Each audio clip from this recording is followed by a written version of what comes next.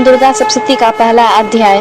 जय महादेव, जय महादेवी, जय गुरु बाबा। प्रथम चरित्र के ब्रह्मा ऋषि, महाकाली देवता, गायत्री छंद, नंदा शक्ति, रक्त दंतिका, बीज, अग्नि तत्व और ऋग्वेद स्वरूप है। श्री महाकाली देवता की प्रसन्नता के लिए प्रथम चरित्र के जप में विनियोग किया जाता है। भगवान विष्णु के सो जाने पर मधु और केटव को मारने के लिए कमल जन्मा।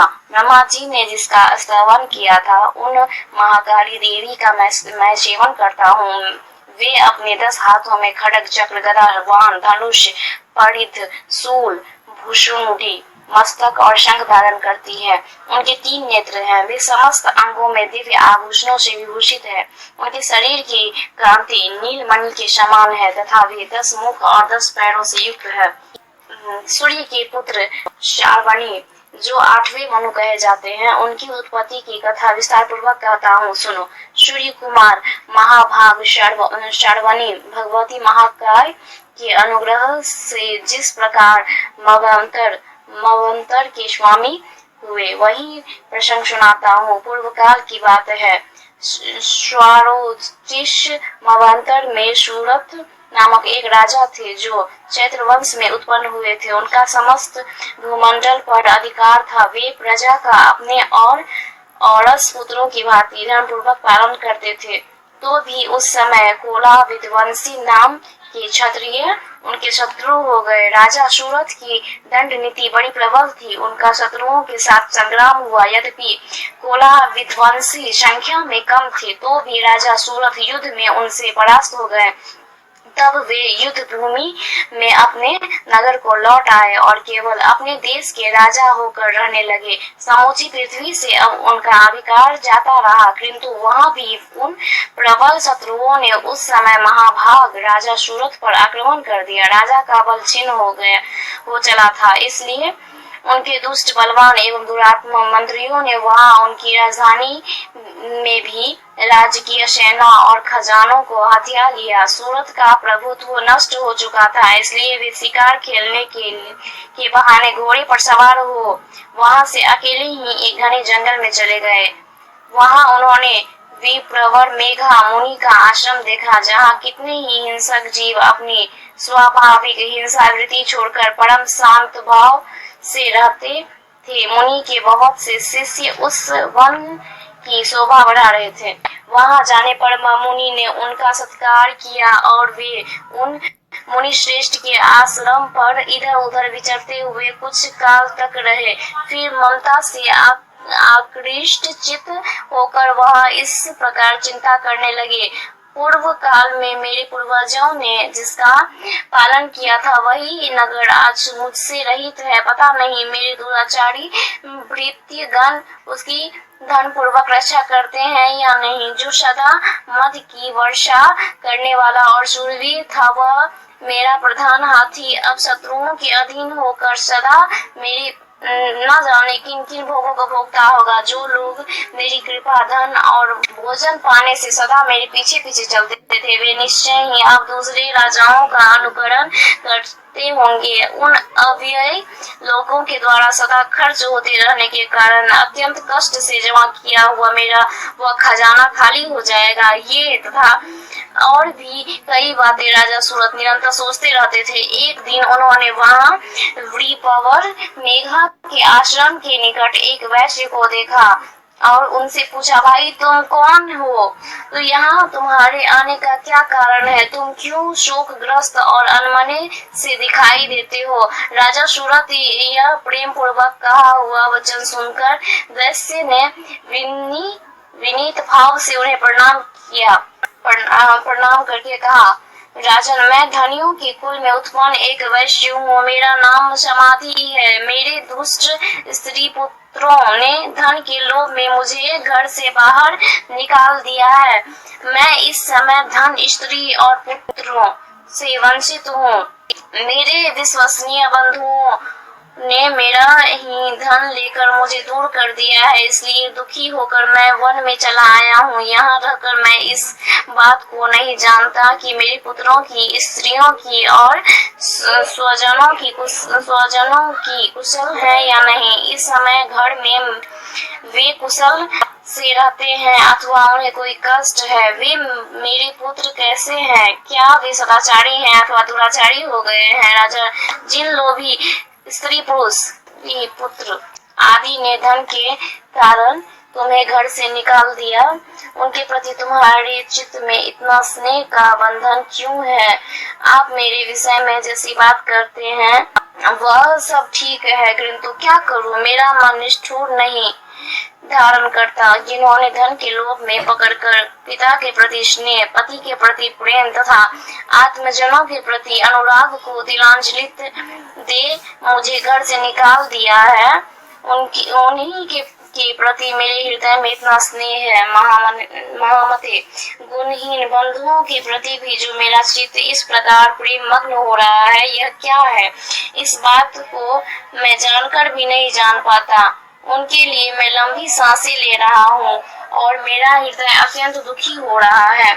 उन लोगों में प्रेम का सर्वथा अभाव है, तो भी उनके प्रति जो मेरा मन निष्ठुर नहीं हो पाता, इसके लिए क्या करूं?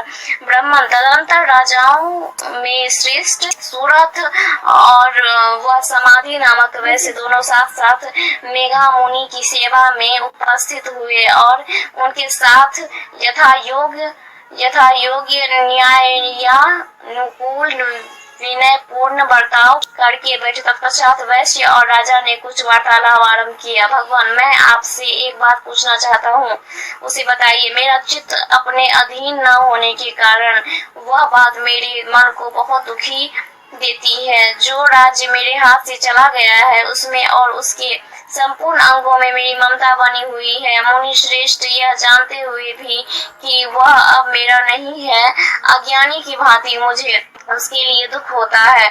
यह क्या है? उधर यह वैश्य भी घर से अपमानित होकर आया है, इसके पुत्र स्त्री और वृत्तियों ने इसे छोड़ दिया है, स्वजनों ने भी इसका परित्याग कर दिया है, तो भी यह उनके प्रति अत्यंत हार्दिक स्नेह रखता है। इस प्रकार यह तथा मैं दोनों ही बहुत दुखी हैं। जिसमें प्रत्यक्ष दोष देखा गया है, उस विषय के लिए भी हमारे मन में ममता जनित आकर्षण पैदा हो रहा है। महाभाग, हम दोनों समझदार हैं, तो भी हम में जो मोह पैदा हुआ है, यह क्या है? विवेक शून्य पुरुष की भांति मुझ में और इसमें भी यह मूर्खता प्रत्यक्ष दिखाई देती है। महाभाग, विषय मार्ग का ज्ञान सब जीवों को है, इसी प्रकार विषय भी सबके लिए अलग अलग है। कुछ प्राणी दिन में नहीं देखते और दूसरे रात में ही नहीं देखते, तथा कुछ जीव ऐसे हैं जो दिन और रात्रि में भी बराबर देखते हैं। यह ठीक है कि मनुष्य समझदार होते हैं, परंतु केवल वे ही ऐसे नहीं होते। पशु पक्षी और मृग आदि सभी प्राणी समझदार होते हैं। मनुष्यों की समझ भी वैसी ही होती है जैसी उन मृग और पक्षियों की होती है, तथा जैसी मनुष्यों की होती है वैसी ही उन मृग पक्षी आदि की होती है, तथा अन्य बातें भी प्रायः दोनों में समान है। समझ होने पर भी इन पक्षियों को देखो, ये स्वयं भूख से पीड़ित होते हुए भी मोहवश बच्चों की चोंच में कितने चाव से अन्न के दाने डाल रहे हैं। नरश्रेष्ठ, क्या तुम नहीं देखते कि ये मनुष्य समझदार होते हुए भी लोभवश अपने किए हुए उपकार का बदला पाने के लिए पुत्रों की अभिलाषा करते हैं? यद्यपि उन सब में समझ कमी नहीं है, तथापि वे संसार की स्थिति, जन्म मरण की परंपरा बनाए रखने वाले भगवती महामाया के प्रभाव द्वारा ममतामय भावर से युक्त मुंह के गहरे गर्त में गिराए गए हैं। इसलिए इसमें आश्चर्य नहीं करना चाहिए। जगदीश्वर भगवान विष्णु की योग नेता रूपा जो भगवती महामाया है, उन्हीं से यह जगत मोहित हो रहा है। वे भगवती महामाया देवी ज्ञानियों के भी चित्त को बलपूर्वक खींचकर मुंह में डाल देती है। वे ही इस संपूर्ण चराचर जगत की सृष्टि करती है, तथा वे ही प्रसन्न होने पर मनुष्यों को मुक्ति के लिए वरदान देती है। वे ही परा विद्या, संसार बंधन और मोक्ष की हेतुभूता सनातनी देवी तथा संपूर्ण ईश्वरों की भी अधीश्वरी है। भगवान, जिन्हें आप महामाया कहते हैं, वे देवी कौन है? ब्राह्मण, उनका आविर्भाव कैसे हुआ तथा उनके चरित्र कौन कौन है? ब्रह्मवेताओं में श्रेष्ठ महसो उन देवी का जैसा प्रभाव हो, जैसा स्वरूप हो और जिस प्रकार प्रादुर्भाव हुआ हो, वह सब मैं आपके मुख से सुनना चाहता हूँ। राजन, वास्तव में तो वे देवी नित्य स्वरूपा ही है। संपूर्ण जगत उन्हीं का रूप है तथा उन्होंने समस्त विश्व को व्याप्त कर रखा है, तथापि उनका प्रिय अनेक प्रकारों से होता है। वह मुझसे सुनो, यद्यपि वे नित्य और अजन्मा है, तथापि जब देवताओं का कार्य सिद्ध करने के लिए प्रकट होती है, उस समय लोक में उत्पन्न हुई कहलाती है। कल्प के अंत में जब संपूर्ण जगत एकार्णव में निमग्न हो रहा था और सबके प्रभु भगवान विष्णु शेषनाग की सैया बिछाकर योग निद्रा का आश्रय ले सो रहे थे, उस समय उनके कानों के मैल से दो भयंकर असुर उत्पन्न हुए, जो मधु और केटव के नाम से विख्यात थे। वे दोनों ब्रह्मा जी का वध करने को तैयार हो गए। भगवान विष्णु के नाभि कमल में विराजमान प्रजापति ब्रह्मा जी ने जब उन दोनों भयानक असुरों को अपने पास आया और भगवान को सोया हुआ देखा, तब एकाग्रचित होकर उन्होंने भगवान विष्णु को जगाने के लिए उनके नेत्रों में निवास करने वाली योग निद्रा का स्तवन प्रारंभ किया, जो इस विश्व की अधीश्वरी, जगत को धारण करने वाली, संसार का पालन और संहार करने वाली तथा तेज स्वरूप भगवान विष्णु की अनुपम शक्ति है। उन्हीं भगवती निद्रा देवी की भगवान ब्रह्मा स्तुति करने लगे। देवी, तुम ही स्वाहा, तुम ही सर्वदा और तुम ही वशटंकार हो। स्वर भी तुम्हारे ही स्वरूप है। तुम ही जीवन दायिनी सुधा हो। नित्य अक्षर प्रणव में आकार, उकार, मकार इन तीन मात्राओं के रूप में तुम ही स्थित हो, तथा इन तीन मात्राओं के अतिरिक्त जो बिंदु रूपा नित्य अर्ध मात्रा है, जिसका विशेष रूप से उच्चारण नहीं किया जा सकता, वह भी तुम ही हो। देवी, तुम ही संध्या, सावित्री तथा परम जननी हो। देवी, तुम ही इस विश्व ब्रह्मांड को धारण करती हो।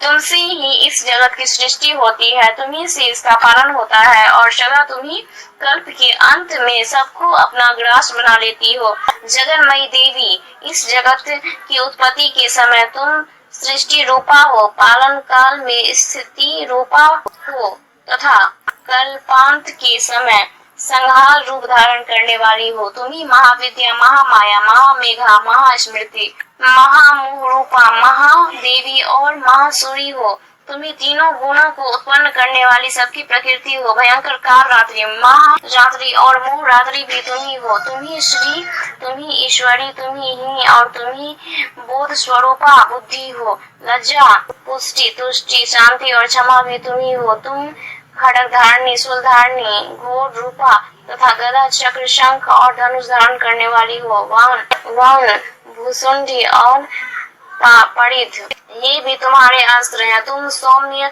और सौम्यंतर हो। इतना ही नहीं, जितने भी सौम्य एवं सुंदर पदार्थ हैं, उन सब की अपेक्षा तुम अत्यधिक सुंदर हो। पर सबसे परे रहने वाली परमेश्वरी तुम ही हो। सर्व स्वरूपी देवी, कहीं भी सत असत रूप जो कुछ वस्तुएं हैं और उन सब की जो शक्ति है, वह तुम ही हो। ऐसी अवस्था में तुम्हारी स्तुति क्या हो सकती है?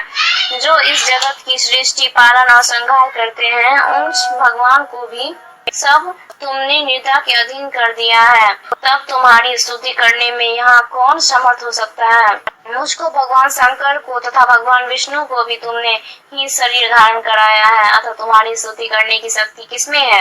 देवी, तुम तो अपने इन उदार प्रभावों से ही प्रशंसित हो। ये जो दोनों सूर, मधु और केटव है, इनको मुंह में डाल दो और जगदीश्वर भगवान विष्णु को शीघ्र ही जगा दो। साथ ही इनके भीतर इन दोनों महान असुरों को मार डालने की बुद्धि उत्पन्न कर दो। राजन, जब ब्रह्मा जी ने वहां मधु और केटव को मारने के उद्देश्य से भगवान विष्णु को जगाने के लिए तमोगुण की अधिष्ठात्री देवी युग निद्रा की इस प्रकार स्तुति की, तब वे भगवान के नेत्र, मुख, नासिका, बाहु, हृदय और वक्ष स्थल से निकलकर अव्यय जन्म ब्रह्मा जी की दृष्टि के समक्ष खड़ी हो गई। योग निद्रा से युक्त मुक्त होने पर जगत के स्वामी भगवान जनार्दन उस एकानव के जल में शेषनाग की सैया से जाग उठे। फिर उन्होंने उन दोनों असुरों को देखा। वे दुरात्मा मधु और कीटव अत्यंत बलवान तथा पराक्रमी थे और क्रोध से लाल आंखें किए ब्रह्मा जी को खा जाने के लिए उद्योग कर रहे थे। तब भगवान श्री हरि ने उठकर उन दोनों के साथ 5000 वर्षों तक केवल बाहु युद्ध किया। वे दोनों भी अत्यंत बल के कारण उन्मत्त हो रहे थे। इधर महामाया ने भी उन्हें मुंह में डाल रखा था, इसलिए वे भगवान विष्णु से कहने लगे, हम तुम्हारी वीरता से संतुष्ट हैं, तुम हम लोगों से कोई वर मांगो। यदि तुम दोनों मुझ पर प्रसन्न हो तो अब मेरे हाथ से मारे जाओ। बस इतना सा ही मैंने वर मांगा है, यहाँ दूसरे किसी वर से क्या लेना है। इस प्रकार धोखा में आ जाने पर जब उन्होंने संपूर्ण जगत में जल ही जल देखा, तब कमल नयन भगवान से कहा, जहाँ पृथ्वी जल में डूबी हुई न हो, जहाँ सूखा स्थान हो, वही हमारा वध करो। तब तथास्तु कहकर शंख चक्र और गदा धारण करने वाले भगवान ने उन दोनों के मस्तक अपनी जांघ पर रखकर चक्र से काट डाले। इस प्रकार ये देवी महामाया ब्रह्मा जी की स्तुति करने पर स्वयं प्रकट हुई थी। अब पुनः तुमसे उनके प्रभाव का वर्णन करता हूँ। दुर्गा सप्तशती का दूसरा अध्याय प्रारंभ कर रही हूँ। जय महादेव, जय महादेवी, जय गुरु बाबा, जय शिव शक्ति। ओम मध्यम चरित्र की विष्णु ऋषि महालक्ष्मी देवता उसनिक छंद शाकंभरी शक्ति दुर्गा बीज वायु तत्व और यजुर्वेद स्वरूप है। श्री महालक्ष्मी की प्रसन्नता के लिए मध्यम चरित्र के पाठ में इसका विनियोग है। मैं कमल के आसन पर बैठी हुई प्रसन्न मुख वाली महिषासुर मर्दिनी भगवती महालक्ष्मी का भजन करता हूँ, जो अपने हाथों में अक्षमाला, फरसा, गदा, बाण, वज्र, धनुष, कुंडिका, दंड, शक्ति, खड़ग, ढाल, शंख, घंटा, मधुपात्र, शूल, पाश और चक्र धारण करती है। पूर्व काल में देवताओं और असुरों में पूरे 100 वर्षों तक घोर संग्राम हुआ था। उसमें असुरों का स्वामी महिषासुर था और देवताओं के नायक इंद्र थे। उस युद्ध में देवताओं की सेना महाबली असुरों से परास्त हो गई।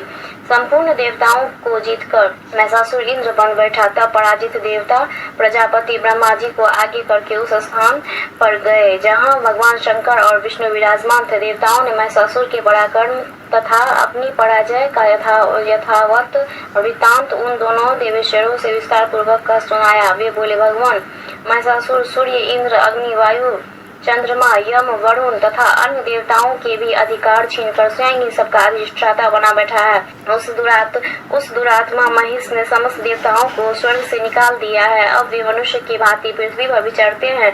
दैत्यों की यह सारी करतूत हमने आप लोगों से कह सुनाई है। अब हम आपकी ही शरण में आए हैं कि वध का कोई उपाय सोचिए। इस प्रकार देवताओं के वचन सुनकर भगवान विष्णु और शिव ने दैत्यों पर बड़ा क्रोध किया। उनकी भौहें तन गई और मुंह टेढ़ा हो गया। तब अत्यंत कोप में भरे हुए चक्रपाणी श्री विष्णु के मुख से एक महान तेज प्रकट हुआ। इसी प्रकार ब्रह्मा, शंकर तथा इंद्र आदि अन्यायन देवताओं के शरीर से भी बड़ा भारी तेज निकला। वह सब मिलकर एक हो गया। महान तेज का वह पुंज जाज्वल्यमान पर्वत सा जान पड़ा। देवताओं ने देखा, वहाँ उसकी ज्वालाएं संपूर्ण दिशाओं में व्याप्त हो रही थी। संपूर्ण देवताओं के शरीर से प्रकट हुए उस तेज की कहीं तुलना नहीं थी। एकत्रित होने पर वह एक नाड़ी के रूप में परिणित हो गया और अपने प्रकाश से तीनों लोकों में व्याप्त जान पड़ा। भगवान शंकर का जो तेज था उससे उस देवी का मुख प्रकट हुआ। यमराज के तेज से उसके सिर में बाल निकल आए। श्री विष्णु भगवान के तेज से उनकी भुजाएं उत्पन्न हुई। चंद्रमा के तेज से दोनों स्तनों और इंद्र के तेज से मध्यम कटी प्रदेश का प्रादुर्भाव हुआ। वरुण के तेज से जंघा और पिंडली तथा पृथ्वी के तेज से नितंब भाग प्रकट हुआ। ब्रह्मा के तेज से दोनों चरण और सूर्य के तेज से उसकी उंगलियां हुई। वसुओं के तेज से हाथों की उंगलियां और कुबेर के तेज से नसिका प्रकट हुई। उस देवी के दांत प्रजापति के तेज से और तीनों नेत्र अग्नि के तेज से प्रकट हुए थे। उसकी भौहें संध्या के और कान वायु के तेज से उत्पन्न हुए थे। इसी प्रकार अन्यायन देवताओं के तेज से भी उस कल्याणमयी देवी का आविर्भाव हुआ। तदंतर समस्त देवताओं के तेज पुंज से प्रकट हुई देवी को देखकर महिषासुर के सताए हुए देवता बहुत प्रसन्न हुए। पिनाकधारी भगवान शंकर ने अपने शूल से एक शूल निकालकर उन्हें दिया। फिर भगवान विष्णु ने भी अपने चक्र से चक्र उत्पन्न करके भगवती को अर्पण किया। वरुण ने भी शंख भेंट किया, अग्नि ने भी उन्हें शक्ति दी और वायु ने धनुष तथा वाण से भरे हुए 2 तरकस प्रदान किए। सहस्त्र नेत्रों वाली देवराज इंद्र ने अपने वज्र से वज्र उत्पन्न करके दिया और ऐरावत हाथी ने उतारकर एक घंटा भी प्रदान किया। यमराज ने काल दंड से दंड, वरुण ने पास, प्रजापति ने स्फटिकाक्षी माला तथा ब्रह्मा जी ने कमंडलू भेंट किया। सूर्य ने देवी के समस्त रोम कूपों में अपनी किरणों का तेज भर दिया। काल ने उन्हें चमकती हुई ढाल और तलवार दी। क्षीर समुद्र ने उज्ज्वल हार तथा कभी जीर्ण न होने वाले 2 दिव्य वस्त्र भेंट किए। साथ ही उन्होंने दिव्य चूड़ामणि, 2 कुंडल, बड़े कड़े, उज्ज्वल अर्धचंद्र, सब बाहुओं के लिए केयूर, दोनों चरणों के लिए निर्मल नुपुर, गले की सुंदर हंसली और सब उंगलियों में पहनने के लिए रत्नों की बनी अंगूठियां। विश्वकर्मा ने उन्हें अत्यंत निर्मल फरसा भेंट किया। साथ ही अनेक प्रकार के अस्त्र और अभेद कवच दिए। इनके सिवा मस्तक और वक्ष स्थल पर धारण करने के लिए कभी न कुम्हलने वाले कमलों की मालाएं दी। जल्दी ने उन्हें सुंदर कमल का फूल भेंट किया। हिमालय ने सवारी के लिए सिंह तथा भांति भांति के रत्न समर्पित किए। धनाध्यक्ष कुबेर ने मधु से भरा पान पात्र दिया तथा संपूर्ण नागों के राजा शेष ने जो इस पृथ्वी को धारण करते हैं उन्हें बहुमूल्य मणियों से विभूषित नाग हार भेंट दिया। इसी प्रकार अन्य देवताओं ने भी आभूषण और अस्त्र शस्त्र देकर देवी का सम्मान किया। तत्पश्चात उन्होंने बारंबार अट्टहास पूर्वक उच्च स्वर से गर्जना की। उनके भयंकर नाद से संपूर्ण आकाश गूंज उठा। देवी का वह अत्यंत उच्च स्वर से किया हुआ सिंहनाद कहीं सीमा न सका। आकाश उसके सामने लघु प्रतीत होने लगा। उससे बड़े जोर की प्रतिध्वनि हुई जिससे संपूर्ण विश्व में हलचल मच गई और समुद्र कांप उठे, पृथ्वी डोलने लगी और समस्त पर्वत हिलने लगे। उस समय देवताओं ने अत्यंत प्रसन्नता के साथ सिंहवाहिनी भवानी से कहा, देवी तुम्हारी जय हो। साथ ही महर्षियों ने भक्ति भाव से विनम्र होकर उनका स्तवन किया। संपूर्ण त्रिलोकी को क्षोभग्रस्त देख दैत्यगण अपनी समस्त सेनाओं को कवच आदि से सुसज्जित कर हाथों में हथियार लिए सहसा उठकर खड़े हो गए। उस समय महिषासुर ने बड़े क्रोध में आकर कहा, यह क्या हो रहा है। फिर वह संपूर्ण असुरों से घिरकर उस सिंहनाद की ओर लक्ष्य करके दौड़ा और आगे पहुंचकर उसने देवी को देखा जो अपनी प्रभा से तीनों लोगों को प्रकाशित कर रही थी। उनके चरणों के भार से पृथ्वी दबी जा रही थी, माथे के मुकुट से आकाश में रेखा सी खींच रही थी तथा वे अपने धनुष की टंकार से सातों पातालों को क्षुब्ध किए देती थी। देवी अपनी हजारों भुजाओं से संपूर्ण दिशाओं को आच्छादित करके खड़ी थी। तदंतर उनके साथ दैत्यों का युद्ध छिड़ गया। नाना प्रकार के अस्त्र शस्त्र के प्रहार से संपूर्ण दिशाएं अवदाशित होने लगी। चिंचूर नामक महान असुर महिषासुर का सेनानायक था। वह देवी के साथ युद्ध करने लगा। अन्य दैत्यों की चतुरंगिनी सेना साथ लेकर चामर भी लड़ने लगा। 60,000 रथियों के साथ आकर उदग्र नामक महादैत्य ने लोहा लिया। 1 करोड़ रथियों को साथ लेकर हनु नामक दैत्य युद्ध करने लगा जिससे रोए तलवार के समान तीखे थे। वह हसीलोमा नामक महादैत्य 5 करोड़ रथी सैनिकों सहित युद्ध में आ डटा। 60 लाख रथियों से घिरा हुआ बाशकल नामक दैत्य भी उस युद्ध में लड़ने लगा। परिवारित नामक राक्षस हाथी सवार और घुड़सवारों के अनेक दलों तथा 1 करोड़ रथियों की सेना लेकर युद्ध करने लगा। बिंडाल नामक दैत्य 5 अरब रथियों से घिरकर लोहा लेने लगा। इनके अतिरिक्त और भी हजारों महादैत्य रथ, हाथी और घोड़े की सेना साथ लेकर वहां देवी के साथ युद्ध करने लगे। स्वयं महिषासुर उस रणभूमि में कोटि सहस्त्र रथ, हाथी और घोड़े की सेना से घिरा हुआ खड़ा था।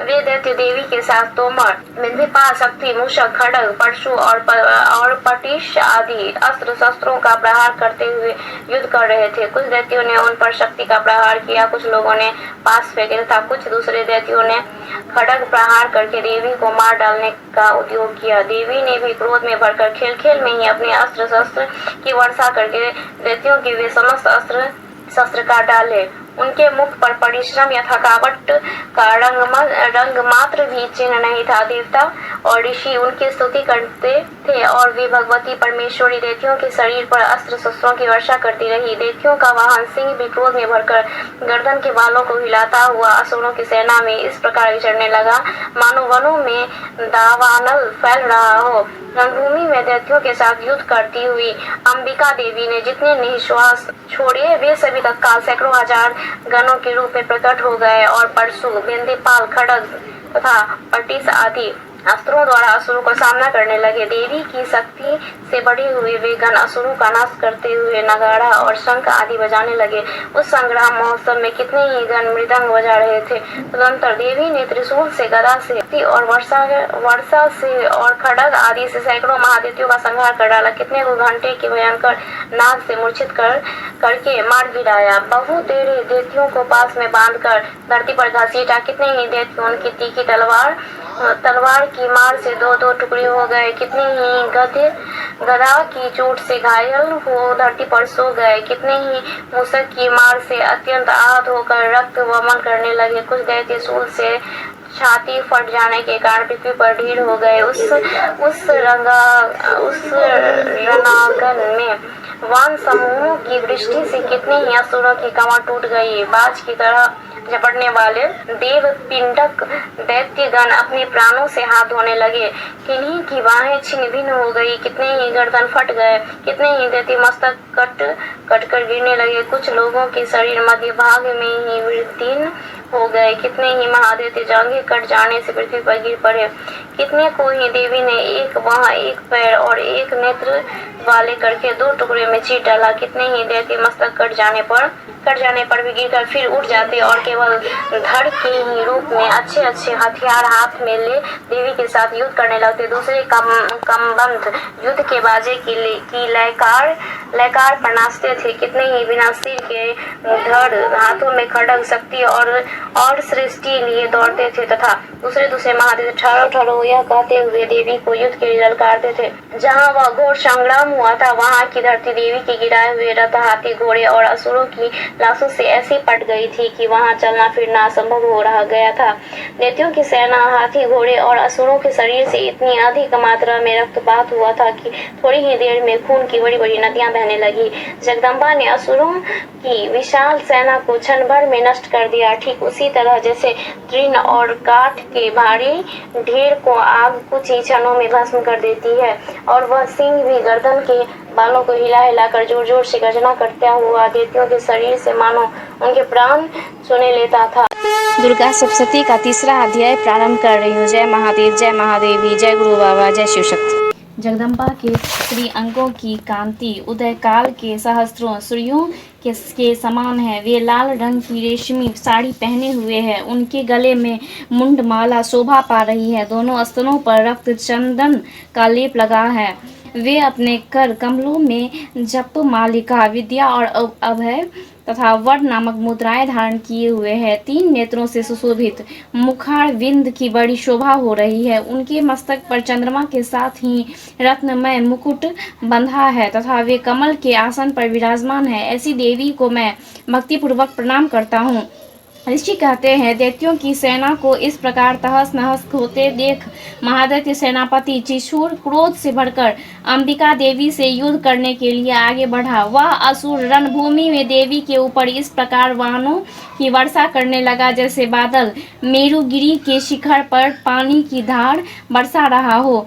तब देवी ने अपने वाणों से उनके वाण समूह को अनायास ही काटकर उनके घोड़ों और सारथियों भी मार डाला। इस साथ ही उसके धनुष तथा अत्यंत ऊंची ध्वजा को भी तत्काल काट गिराया। धनुष कट जाने पर उसके अंगों को अपने वाणों से बिंध डाला। धनुष, रथ, घोड़े और सारथी के नष्ट हो जाने पर वह असुर ढाल और तलवार लेकर देवी की ओर दौड़ा। उसने तीखी धार वाली तलवार से सिंह के मस्तक पर चोट करके देवी की भी बाईं भुजा में बड़े वेग से प्रहार किया। राजन, देवी की बाह पर पहुंचते ही वह तलवार टूट गई। फिर तो क्रोध से लाल आंखें करके उस राक्षस ने शूल हाथ में लिया और उसे उस महादैत्य ने भगवती भद्रकाली के ऊपर चलाया। वह शूल आकाश से गिरते हुए सूर्यमंडल की भांति अपने तेज से प्रज्वलित हो उठा। उस शूल को अपनी ओर आते देख देवी ने भी शूल का प्रहार किया। उससे राक्षस के शूल के सैकड़ों टुकड़े हो गए। साथ ही महादैत्य चिक्षुर भी धज्जियां उड़ गई। वह प्राणों से हाथ धो बैठा। महिषासुर के सेनापति उस महापराक्रमी चिक्षुर के मारे जाने पर देवताओं को पीड़ा देने वाले चामर हाथी पर चढ़कर आया। उसने भी देवी के ऊपर शक्ति का प्रहार किया, किंतु जगदम्बा ने उसे अपनी हुंकार से ही आहत एवं निष्प्रभ करके तत्काल पृथ्वी पर गिरा दिया। शक्ति टूटकर गिरी हुई देख चामर को बड़ा क्रोध हुआ। अब उसने शूल चढ़ाया, किंतु देवी ने उसे भी अपना बाणों द्वारा काट डाला। इतने में ही देवी का सिंह उछलकर हाथी के मस्तक पर चढ़ बैठा और उस दैत्य के साथ खूब जोर लगाकर बाहु युद्ध करने लगा। वे दोनों लड़ते लड़ते हाथी से पृथ्वी पर आ गए और अत्यंत क्रोध में भरकर एक दूसरे पर बड़े भयंकर प्रहार करते हुए लड़ने लगे। तदंतर सिंह बड़े वेग से आकाश की ओर उछला और उधर से गिरते समय अपने पंजे के मार से चामर का सिर धड़ से अलग कर दिया। इसी प्रकार उदग्र भी शिला और वृक्ष आदि की मार खाकर रणभूमि में देवी के हाथ से मारा गया तथा कराल भी दांते, मुक्के और थप्पड़ों की चोट से धराशायी हो गया। क्रोध में भरी हुई देवी ने गदा की चोट से उदर्त का कचूमर निकाल डाला। भिंदेपाल ने वाष्पकल को तथा वानों से ताम्र और अंधक को मौत के घाट उतार दिया। 3 नेत्रों वाली परमेश्वरी ने त्रिशूल से उग्रासय, उग्रवीर्य तथा महाहनु नामक दैत्य को मार डाला। तलवार की चोट से विडाल के मस्तक को धड़ से काट गिराया। दुधड़ और दुर्मुख इन दोनों को भी अपने वानों से यमलोक भेज दिया। इस प्रकार अपनी सेना का संहार होता देख महिषासुर ने भैंसों का रूप धारण करके देवी के गणों को त्रास देना आरंभ किया। किन्हीं को थूथून से मारकर, किन्हीं के ऊपर खुरों का प्रहार करके, किन्हीं को पूंछ से चोट पहुंचाकर, कुछ को सिंहों से विदीर्ण करके, कुछ गणों को वेग से, किन्हीं को सिंहनाद से, कुछ को चक्कर देकर तथा कितनों को निश्वास वायु के झोंके से धराशायी कर दिया। इस प्रकार गणों की सेना को गिराकर वह असुर महादेवी के सिंह को मारने के लिए झपटा। इससे जगदम्बा को बड़ा क्रोध हुआ। उधर महापराक्रमी महिषासुर भी क्रोध में भरकर धरती को खुरों से खोदने लगा तथा अपने सिंहों से ऊंचे ऊंचे पर्वतों को उठाकर फेंकने और गर्जने लगा। उसके वेग से चक्कर देने के कारण पृथ्वी क्षुब्ध होकर फटने लगी। उसकी पूंछ से टकराकर समुद्र सब और धरती को डुबोने लगा। हिलते हुए सिंहों के आघात से विदीर्ण होकर बादलों के टुकड़े टुकड़े हो गए। उसके श्वास की प्रचंड वायु के वेग से उड़े हुए सैकड़ों पर्वत आकाश से गिरने लगे। इस प्रकार क्रोध में भरे हुए उस महादैत्य को अपनी ओर आते देख चंडिका ने उसका वध करने के लिए महान क्रोध किया। उन्होंने पास फेंककर उस महान असुर को बांध लिया। उस महासंग्राम में बंध जाने पर उसने भैंसों का रूप त्याग दिया और तत्काल सिंह के रूप में वह प्रकट हो गया। उस अवस्था में जगदम्बा ज्यों ही उसका मस्तक काटने के लिए उद्धत हुई, त्यों ही वह खड्गधारी पुरुष के रूप में दिखाई देने लगा। तब देवी ने तुरंत ही वानों की वर्षा करके ढाल और तलवार के साथ उस पुरुष को भी बींध डाला। इतने में ही वह महान गजराज के रूप में परिणित हो गया तथा अपनी सूंड से देवी के विशाल सिंह को खींचकर और गर्जने लगा। खींचते हुए देवी ने तलवार से अपनी सूंड काट डाली। तब उस महादैत्य ने पुनः भैंसों का शरीर धारण कर लिया और पहले की ही भांति चराचर प्राणियों सहित तीनों लोकों को व्याकुल करने लगा। तब क्रोध में भरी हुई जगदम्बा चंडिका बारंबार उत्तम मधु का पान करने और लाल आंखें करके हंसने लगी। उधर वह बल और पराक्रम के मद से उन्मत्त हुआ राक्षस गरजने लगा और अपने सिंगों से चंडिके के ऊपर पर्वतों को फेंकने लगा। उस समय देवी अपने वानों के समूह से उनके फेंके हुए पर्वतों को चूर्ण करती हुई बोली। बोलते समय उनका मुख मधु के मद से लाल हो रहा था और वाणी लड़खड़ा रही थी। देवी ने कहा, ओ मूढ़, मैं जब तक मधु पीती हूँ तब तक तू क्षण भर के लिए खूब गर्ज ले। मेरे हाथ से यही तेरी मृत्यु हो जाने पर अब शीघ्र ही देवता भी गर्जना करेंगे। ऋषि कहते हैं, ये कहकर देवी उछली और उस महादैत्य के ऊपर चढ़ गई। फिर अपने पैर से उसे दबाकर उन्होंने शूल से उसके कंठ में आघात किया। उनके पैर से दबा होने पर भी महिषासुर अपने मुख से दूसरे रूप में बाहर होने लगा। अभी आधे शरीर से ही वह बाहर निकल पाया था कि देवी ने अपने प्रभाव से उसे रोक दिया। आधा निकला होने पर भी वह देवी ने युद्ध करने लगा। तब देवी ने बहुत बड़ी तलवार से उसका मस्तक काट गिराया। फिर तो हाहाकार करती हुई देख के कि सारी सेना भाग गई तथा संपूर्ण देवता अत्यंत प्रसन्न हो गए।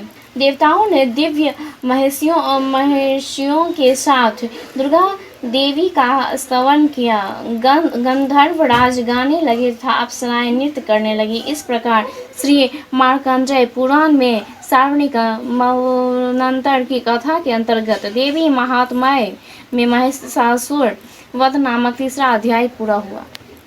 दुर्गा सप्तशती का चौथा अध्याय प्रारंभ कर रही हूँ। जय महादेव, जय महादेवी, जय गुरु बाबा, जय। सिद्धि की इच्छा रखने वाले पुरुष जिनकी सेवा करते हैं तथा देवता जिन्हें सब ओर से घेरे रहते हैं, उन जया नाम वाली दुर्गा देवी का ध्यान करें। उनके श्री अंगों की आभा काले मेघ के समान श्याम है। वे अपने कटाक्षों से शत्रु समूह को भय प्रदान करती है। उनके मस्तक पर आबद्ध चंद्रमा की रेखा शोभा पाती है। वे अपने हाथों में शंख, चक्र, कृपाल और त्रिशूल धारण करती है। उनके 3 नेत्र हैं। वे सिंह के कंधे पर चढ़ी हुई है और अपने तेज से तीनों लोकों को परिपूर्ण कर रही है। ऋषि कहते हैं, अत्यंत पराक्रमी दुरात्मा महिषासुर तथा उसकी दैत्य सेना के देवी के हाथ से मारे जाने पर इंद्र आदि देवता प्रणाम के लिए गर्दन तथा कंधे झुकाकर उन भगवती दुर्गा का उत्तम वचनों द्वारा स्तवन करने लगे। उस समय उनके सुंदर अंगों में अत्यंत हर्ष के कारण रोमांच हो आया था। देवता बोले, संपूर्ण देवताओं की शक्ति का समुदाय ही जिनका स्वरूप है तथा जिन देवी ने अपनी शक्ति से संपूर्ण जगत को व्याप्त कर रखा है, समस्त देवताओं और महर्षियों की पूजनीय उन जगदम्बा को हम भक्ति पूर्वक नमस्कार करते हैं। वे हम लोगों का कल्याण करें। जिनके अनुपम प्रभाव और बल का वर्णन करने में भगवान शेषनाग, ब्रह्मा जी तथा महादेव जी भी समर्थ नहीं हैं, वे भगवती चंडिका संपूर्ण जगत का पालन एवं अशुभ भय का नाश करने का विचार करें। जो पुण्यात्माओं के घरों में स्वयं ही लक्ष्मी रूप से, पापियों के यहाँ दरिद्रता रूप से, शुद्ध अंतःकरण वाले पुरुषों के हृदय में बुद्धि रूप से, सत्पुरुषों में श्रद्धा रूप से तथा कुलीन मनुष्यों में लज्जा रूप से निवास करती है, उन आप भगवती दुर्गा को हम नमस्कार करते हैं। देवी, आप संपूर्ण विश्व का पालन कीजिए। देवी, आपके इस अचिंत्य रूप का असुरों का नाश करने वाले भारी पराक्रम का तथा समस्त देवताओं और दैत्यों के समक्ष युद्ध में प्रकट किए हुए आपके अद्भुत चरित्रों का हम किस प्रकार वर्णन करें। आप संपूर्ण जगत की उत्पत्ति में कारण हैं। आप में सर्वगुण, रजोगुण और तमोगुण, ये तीनों गुण मौजूद हैं, तो भी दोषों के साथ आपका संसर्ग नहीं जान पड़ता। भगवान विष्णु और महादेव जी आदि देवता भी आपका पार नहीं पाते। आप ही सबका आश्रय हैं। यह समस्त जगत आपका अंशभूत है, क्योंकि आप उसकी आदिभूत अव्ययकृता परा प्रकृति हैं। देवी, संपूर्ण यज्ञों में जिसके उच्चारण से सब देवता तृप्त लाभ करते हैं, वह स्वाहा आप ही हैं। इसके अतिरिक्त आप पितरों की भी तृप्ति का कारण हैं। अतएव सब लोग आपको श्रद्धा भी कहते हैं। देवी, जो मोक्ष की प्राप्ति का साधन है, अचिंत्य महाव्रत स्वरूपा है, समस्त दोषों से रहित जितेंद्रिय तत्व को ही सार वस्तु मानने वाले तथा मोक्ष की अभिलाषा रखने वाले मुनिजन जिसका अभ्यास करते हैं, वह भगवती परा विद्या आप ही हैं। आप शब्द स्वरूपा हैं। अत्यंत निर्मल ऋग्वेद, यजुर्वेद तथा उदगीत के मनोहर पदों के पाठ से युक्त सामवेद का भी आधार आप ही हैं। आप देवी त्रयी, 3 वेद और भगवती 6 ऐश्वर्य से युक्त हैं। इस विश्व की उत्पत्ति एवं पालन के लिए आप ही वार्ता, खेती एवं आजीविका के रूप में प्रकट हुई हैं। आप संपूर्ण जगत की और पीड़ा का नाश करने वाली हैं। देवी, जिससे समस्त शस्त्रों के सार का ज्ञान होता है, वह मेघा शक्ति आप ही हैं। दुर्गम भव सागर से पार उतारने वाली नौका रूप दुर्गा देवी भी आप ही हैं। आपकी कहीं भी आसक्ति नहीं है। केटव के शत्रु भगवान विष्णु के वक्षा स्थल में एकमात्र निवास करने वाली भगवती लक्ष्मी तथा भगवान चंद्रशेखर द्वारा सम्मानित गौरी देवी भी आप ही हैं। आपका मुख मंद मुस्कान से सुशोभित निर्मल पूर्ण चंद्रमा के बिंबिका अनुकरण करने वाला और उत्तम सुवर्ण की मनोहर क्रांति से कमनीय है। तो भी उसे देखकर महिषासुर को क्रोध हुआ और सहसा उसने उस पर प्रहार कर दिया। यह बड़े आश्चर्य की बात है देवी। वही मुख जब क्रोध से युक्त होने पर उदयकाल के चंद्रमा की भांति लाल और तनी हुई भौहें के कारण विकराल हो उठा, तब उसे देखकर जो महिषासुर के प्राण तुरंत ही निकल गए। यह उससे भी बड़ा बढ़कर आश्चर्य की बात है, क्योंकि क्रोध में भरे हुए यमराज को देखकर भला कौन जीवित रह सकता है। देवी, आप प्रसन्न हो। परमात्मा स्वरूपा आपके प्रसन्न होने पर जगत का अभ्युदय होता है और क्रोध में भर जाने पर आपका तत्काल ही कितने कुलों का सर्वनाश कर डालती हैं। यह बात अभी अनुभव में आई है, क्योंकि महिषासुर की यह विशाल सेना क्षण भर में आपके कोप से नष्ट हो गई है। सदा अभ्युदय प्रदान करने वाली आप जिन पर प्रसन्न रहती हैं, वे ही देश में सम्मानित हैं। उन्हीं को धन और यश की प्राप्ति होती है। उन्हीं का धर्म कभी शिथिल नहीं होता तथा वे ही अपने हृष्ट पुष्ट स्त्री पुत्र और भृत्यों के साथ धन्य माने जाते हैं। देवी, आपकी ही कृपा से पुण्यात्मा पुरुष प्रतिदिन अत्यंत श्रद्धा पूर्वक सदा सब प्रकार के धर्मानुकूल कर्म करता है और उसके प्रभाव से स्वर्ग लोक में जाता है। इसलिए आप 3 लोकों में निश्चय ही मनोवांछित फल देने वाली हैं। माँ दुर्गे, आप स्मरण करने पर सब प्राणियों का भय हर लेती हैं और स्वस्थ पुरुषों द्वारा चिंतन करने पर उन्हें परम कल्याणमयी बुद्धि प्रदान करती हैं। दुख दरिद्रता और भय हरने वाली देवी, आपके सिवा दूसरी कौन है जिसका चित्त सबका उपकार करने के लिए सदा ही दयार्द रहता है। देवी, इन राक्षसों के मारने से संसार को सुख मिले तथा वे राक्षस चिरकाल तक नरक में रहने के लिए भले ही आप करते रहे हो। इस समय संग्राम में मृत्यु को प्राप्त होकर स्वर्गलोक में जया निश्चय ही यही सोचकर आप शत्रुओं का वध करती हैं। आप शत्रुओं पर शस्त्रों का प्रहार क्यों करती हैं? समस्त असुरों को दृष्टिपात मात्र से ही भस्म क्यों नहीं कर देती? इसमें एक रहस्य है। ये शत्रु भी हमारे शस्त्रों से पवित्र होकर उत्तम लोकों में जाए। इस प्रकार उनके प्रति भी आपका विचार अत्यंत उत्तम रहता है। खड्ग के तेज पुंज की भयंकर दीप्ति से तथा आपके त्रिशूल के अग्रभाग की घनीभूत प्रभा से चौंधियाकर जो असुरों की आंखें फूट नहीं गई, उसमें कारण यही है। वे मनोहर रश्मियों से युक्त चंद्रमा के समान आनंद प्रदान करने वाली आपके इस सुंदर मुख का दर्शन करते थे। देवी, आपका शील दुराचारियों के बुरे बर्ताव को दूर करने वाला है। साथ ही यह रूप ऐसा है जो कभी चिंतन में भी नहीं आ सकता और जिसकी कभी दूसरों से तुलना भी नहीं हो सकती तथा आपका बल और पराक्रम तो उन दैत्यों का भी नाश करने वाला है जो कभी देवताओं के पराक्रम को भी नष्ट कर चुके थे। इस प्रकार आपने शत्रुओं पर भी अपनी दया ही प्रकट की है। वरदायिनी देवी, आपके इस पराक्रम की किसके साथ तुलना हो सकती है तथा शत्रुओं को भय देने वाली एवं अत्यंत मनोहर ऐसा रूप भी आपके सिवा और कहाँ है? हृदय में कृपा और युद्ध में निष्ठुरता, ये दोनों बातें तीनों लोकों के भीतर केवल आप में ही देखी गई है। मातः आपने शत्रुओं का नाश करके इस समस्त त्रिलोक की रक्षा की है। उन शत्रुओं को भी युद्ध भूमि में मारकर स्वर्गलोक में पहुंचाया है तथा उन्मत्त दैत्यों से प्राप्त होने वाली हम लोगों के भय से भी दूर कर दिया है। आपको हमारा नमस्कार है। देवी, आप शूल से हमारी रक्षा करें। अंबिके, आप खड्ग से भी हमारी रक्षा करें तथा घंटा की ध्वनि और धनुष की टंकार से भी हम लोगों का रक्षा करें। चंडिके, पूर्व, पश्चिम और दक्षिण दिशा में आप हमारी रक्षा करें तथा ईश्वरी, आपने त्रिशूल को घुमाकर आप उत्तर दिशा में भी हमारी रक्षा करें। तीनों लोकों में आपके जो परम सुंदर एवं अत्यंत भयंकर रूप विचरते हैं, उनके द्वारा भी आप हमारी तथा इस भूलोक की रक्षा करें। अंबिके, आपके कर पल्लवों में शोभा पाने वाले खड्ग, शूल और गदा आदि जो जो अस्त्र हो, उन सब के द्वारा आप सब और से हम लोगों की रक्षा करें। ऋषि कहते हैं, इस प्रकार जब देवताओं ने जगन माता दुर्गा की स्तुति की और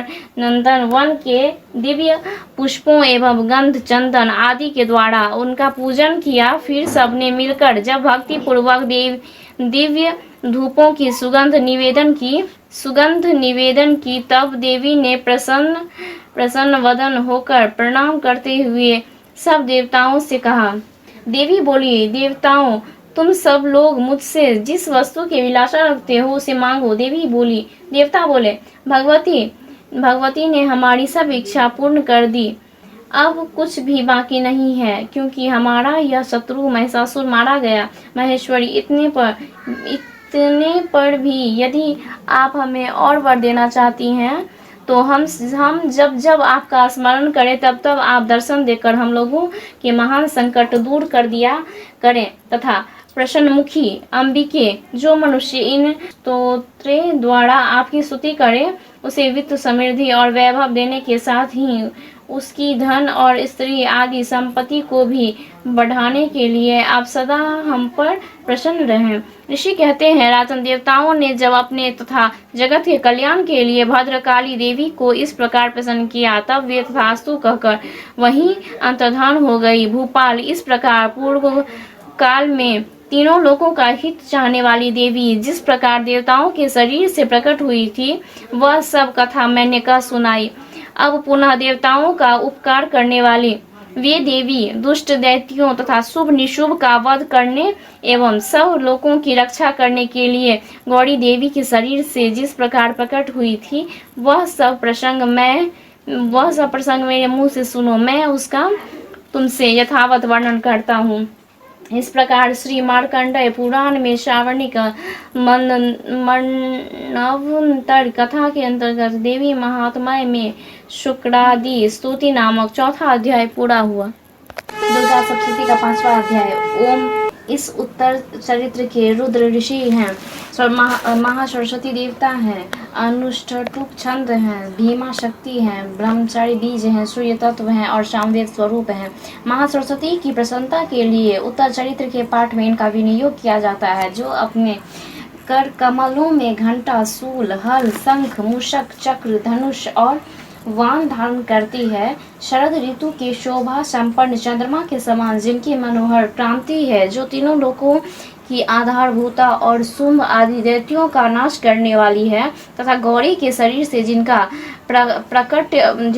प्रकट्य हुआ है, उन महासरस्वती का मैं निरंतर भजन करता हूँ। ऋषि कहते हैं, पूर्व काल में शुभ और निशुभ नामक असुरों ने अपने बल के घमंड में आकर सचीपति इंद्र के हाथ से तीनों लोगों का राज्य और यज्ञ भाग छीन लिए। वे ही दोनों सूर्य, चंद्रमा, कुबेर, यम और वरुण के अधिकार का भी उपयोग करने लगे। वायु और अग्नि का कार्य भी वे ही करने लगे। उन दोनों ने सब देवताओं को अपमानित, राज्य भ्रष्ट, पराजित तथा अधिकारहीन करके स्वर्ग से निकाल दिया। उन दोनों महान असुरों से तिरस्कृत देवताओं ने अपराजिता देवी का स्मरण किया और सोचा, जगदम्बा ने हम लोगों को वर दिया था कि आपत्ति काल में स्मरण करने पर मैं तुम्हारी सब आपत्तियों का तत्काल नाश कर दूंगी। यह विचार कर देवता गिरिराज हिमालय पर गए और वहां भगवती विष्णु माया की स्तुति करने लगे। देवता बोले,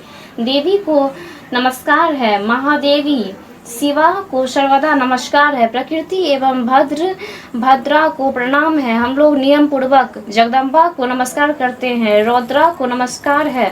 नित्या, गौरी एवं धात्री को बारंबार नमस्कार है। ज्योत्स्नामयी, चंद्र रूपिणी एवं सुख स्वरूपा देवी को सतत प्रणाम है। शरणागतों का कल्याण करने वाली वृद्धि एवं सिद्धि रूपा देवी को हम बारंबार नमस्कार करते हैं। नेत्रती, राक्षसों की लक्ष्मी, राजाओं की लक्ष्मी तथा शर्वाणी, शिव पत्नी स्वरूपा आप जगदम्बा को बारंबार नमस्कार है।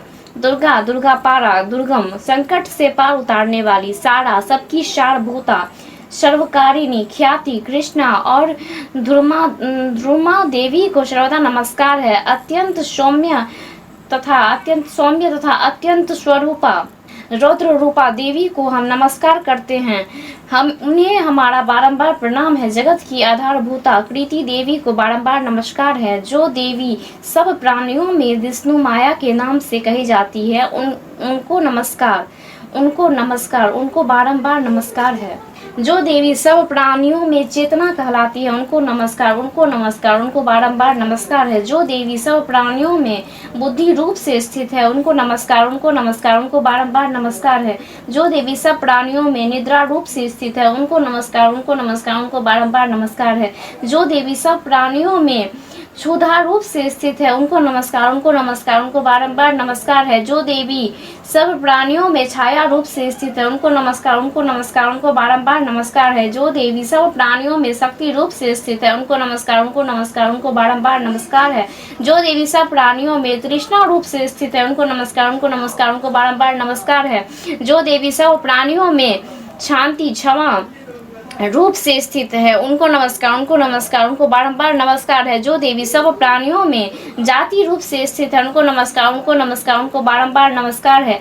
जो देवी सब प्राणियों में लज्जा रूप से स्थित है, उनको नमस्कार, उनको बारंबार नमस्कार है। जो देवी सब प्राणियों में शांति रूप से स्थित है, उनको नमस्कार, उनको बारंबार नमस्कार है। जो देवी सब प्राणियों में श्रद्धा रूप से स्थित है, उनको नमस्कार, उनको बारंबार नमस्कार है। जो देवी सब प्राणियों में क्रांति रूप से स्थित है, उनको नमस्कार, उनको बारंबार नमस्कार है। जो देवी प्राणियों में लक्ष्मी रूप से स्थित है, उनको नमस्कार, उनको बारंबार नमस्कार है। जो देवी सब प्राणियों में वृत्ति रूप से स्थित है, उनको नमस्कार, उनको बारंबार नमस्कार है। जो देवी सब प्राणियों में स्मृति रूप से स्थित है, उनको नमस्कार, उनको बारंबार नमस्कार है। जो देवी सब प्राणियों में दया रूप से स्थित है, उनको नमस्कार, उनको बारंबार नमस्कार है। जो देवी सब प्राणियों में तुष्टि रूप से स्थित है, उनको नमस्कार, उनको बारंबार नमस्कार है। जो देवी सब प्राणियों में माता रूप से स्थित है, उनको नमस्कार, उनको बारंबार नमस्कार है। जो देवी सब प्राणियों में भ्रांति रूप से स्थित है, उनको नमस्कार,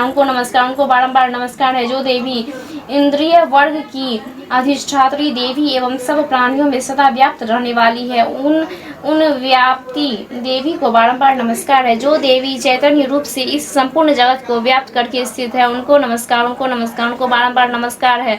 पूर्व काल में अपने अभिष्ट की प्राप्ति होने से देवताओं ने जिनकी स्तुति की तथा देवराज इंद्र ने बहुत दिनों तक जिनका सेवन किया, वह कल्याण की साधन भूता ईश्वरी हमारा कल्याण और मंगल करे तथा सारी आपत्तियों का नाश कर डाले।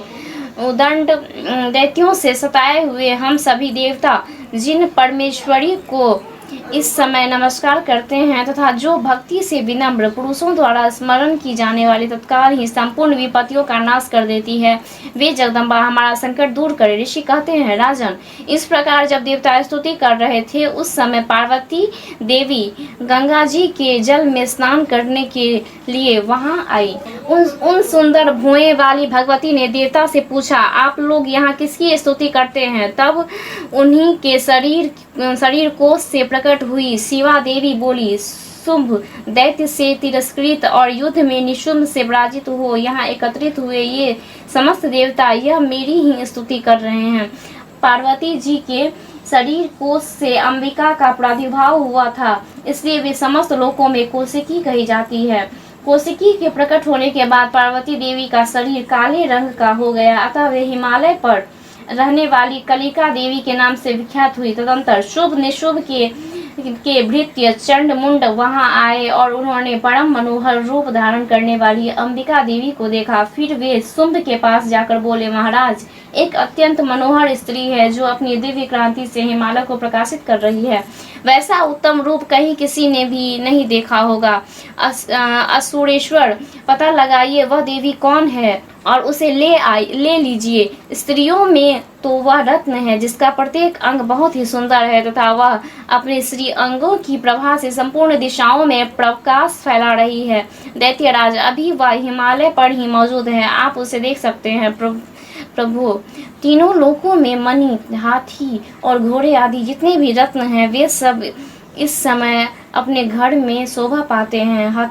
हाथियों में रत्न भूत एरावत, यह परिजात का वृक्ष और यह उच्चेश्रवा घोड़ा, यह सब आपने इंद्र से ले लिया है। हंसों से जुता हुआ यह विमान भी आपके आंगन में शोभा पाता है। यह रत्नभूत अद्भुत विमान जो पहले ब्रह्मा जी के पास था अब आपके यहाँ लाया गया है। यह महाप्रद नामक निधि आप कुबेर से छीन लाए हैं। समुद्र ने भी आपको किंजलंकनी नाम की माला भेंट की है जो केसरों से सुशोभित है और जिसके कमल कभी कुमलाते नहीं हैं। सुवर्ग की वर्षा करने वाली वरुण का छत्र भी आपके घर में शोभा पाता है तथा यह श्रेष्ठ रथ जो पहले प्रजापति के अधिकार में था अब आपके पास मौजूद है। दैत्येश्वर, मृत्यु की नाम वाली शक्ति भी आपने छीन ली है तथा वरुण का पाश और समुद्र में होने वाली सब प्रकार के रत्न आपके भाई निशुभ के अधिकार में है। अग्नि ने भी स्वतः शुद्ध किए हुए 2 वस्त्र आपकी सेवा में अर्पित किए हैं। दैत्यराज, इस प्रकार सभी रत्न आपने एकत्र कर लिए हैं। फिर जो यह स्त्रियों में रत्न रूप कल्याणमयी देवी है जो आप थी, इसे आप क्यों नहीं अपने अधिकार में कर लेते? ऋषि कहते हैं, चंडमुंड का यह वचन सुनकर शुभ ने महादैत्य सुग्रीव को दूत बनाकर देवी के पास भेजा और कहा, तुम मेरी आज्ञा से उसके सामने ये बातें कहना और ऐसा उपाय करना जिससे प्रसन्न होकर वह शीघ्र ही यहाँ आ जाए। यह दूत पर्वत के अत्यंत रमणीय प्रदेश में जहाँ देवी मौजूद थी गया और मधुर वाणी में कोमल वचन बोला। दूत बोला, देवी, दैत्यराज शुंभ इस समय तीनों लोकों के परमेश्वर हैं। मैं उन्हीं का भेजा हुआ दूत हूँ और यहाँ तुम्हारे ही पास आया हूँ। उनकी आज्ञा सदा सब देवता एक स्वर से मानते हैं, कोई उनका उल्लंघन नहीं कर सकता। वे संपूर्ण देवताओं को परास्त कर चुके हैं। उन्होंने तुम्हारे लिए जो संदेश दिया है उसे सुनो। संपूर्ण त्रिलोकी मेरे अधिकार में है, देवता भी मेरी आज्ञा के अधीन चलते हैं। संपूर्ण यज्ञों के भागों को मैं ही पृथक पृथक भोगता हूँ। तीनों लोकों में जितने श्रेष्ठ रत्न हैं वे सब मेरे अधिकार में हैं। देवराज इंद्र का वाहन ऐरावत जो हाथियों में रत्नों के समान है मैंने छीन लिया है। क्षीर सागर का मंथन करने से जो अश्वरत्न उच्चेश्वरवा प्रकट हुआ था उसे देवताओं ने मेरे पैरों पर पकड़कर समर्पित किया है। सुंदरी, उनके सिवा और भी जितने रत्नभूत पदार्थ देवताओं, गंधर्वों और नागों के पास थे वे सब मेरे ही पास आ गए हैं। देवी, हम लोग तुम्हें संसार की स्त्रियों में रत्न मानते हैं, अतः तुम हमारे पास आ जाओ क्योंकि रत्नों का उपभोग करने वाला हम ही हैं। चंचल कटाक्षों वाली सुंदरी, तुम मेरी या मेरे भाई महाप्रकट निशुभ की सेवा में आ जाओ क्योंकि तुम रत्न स्वरूपा हो। मेरे वरण करने से तुम्हें तुलना रहित महान ऐश्वर्य की प्राप्ति होगी। अपनी बुद्धि से यह विचार कर तुम मेरी पत्नी बन जाओ। ऋषि कहते हैं, दूत के ये कहने पर कल्याणमयी भगवती दुर्गा देवी जो इस जगत को धारण करती है मन ही मन गंभीर भाव से मुस्कुराई और इस प्रकार बोली। देवी ने कहा, दूत, तुमने सत्य कहा है, इसमें तनिक भी मिथ्या नहीं है। शुभ तीनों लोकों का स्वामी है और निशुभ भी उसी के समान पराक्रमी है, किंतु इस विषय में मैंने जो प्रतिज्ञा कर ली है उसे मिथ्या कैसे करूं? मैंने अपनी अल्प बुद्धि के कारण पहले से जो प्रतिज्ञा कर रखी है उसे सुनो। जो मुझे संग्राम में जीत लेगा, जो मेरे अभिमान को चूर्ण कर देगा तथा संसार में जो मेरे समान बलवान होगा, वही मेरा स्वामी होगा। इसलिए शुभ अथवा महादेव निशुभ स्वयं ही यहाँ पधारे और मुझे जीतकर शीघ्र ही मेरा पानी ग्रहण कर ले। इसमें विलंब की क्या आवश्यकता है? दूत बोला, देवी तुम घमंड में भरी हो, मेरे सामने ऐसी बातें न करो। तीनों लोकों में कौन ऐसा पुरुष है जो शुभ निशुभ के सामने खड़ा हो सके? देवी, अन्य दैत्यों के सामने भी सारे देवता युद्ध में नहीं ठहर सकते, फिर तुम अकेली स्त्री होकर कैसे ठहर सकती हो? जिन शुभ आदि दैत्यों के सामने इंद्र आदि सब देवता भी युद्ध में खड़े नहीं हुए, उनके सामने तुम स्त्री होकर कैसे जाओगी? इसलिए तुम मेरे ही कहने से शुभ निशुभ के पास चली चलो। ऐसा कहने से तुम्हारे गौरव की रक्षा होगी, अन्यथा जब वे केस पकड़कर घसीटेंगे तब तुम्हें अपनी प्रतिष्ठा खोकर जाना पड़ेगा। देवी ने कहा, तुम्हारा कहना ठीक है, शुभ बलवान है और निशुभ भी बड़े पराक्रमी है, किंतु क्या करूं, मैंने पहले बिना सोचे समझे प्रतिज्ञा कर ली है, अतः अब तुम जाओ। मैंने तुमसे जो कुछ भी कहा वह सब दैत्यराज से आदरपूर्वक कहना, फिर वे जो उचित जान पड़े करे। इस प्रकार श्री मार्कंडेय पुराण में श्रावणिक अंतर की कथा के अंतर्गत देवी महात्म्य में देवी दूत संवाद नामक 5वां अध्याय पूरा हुआ। जय महादेव, जय महादेव, जय गुरु बाबा, जय शिव शक्ति।